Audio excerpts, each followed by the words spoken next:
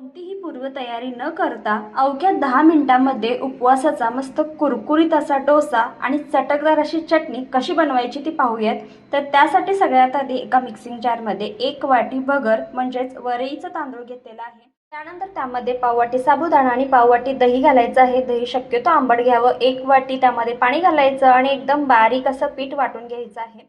जसं आपण डोशाला बॅटर बनवतो त्या पद्धतीने. त्यानंतर यामध्ये मीठ घालायचं आणि 10 मिनिटं साईडला ठेवून द्यायचं. चटणीसाठी इथे मी अर्धी वाटी शेंगदाणे भाजून घेतलेले आहे. त्यामध्ये थोडंसं आलं, मिरची, त्यानंतर कोथिंबीर, मीठ, साखर आणि दही घालून कसं पाणी घालून वाटून घ्यायचं आणि इथे आपली चटकदार चटणी तयार होते.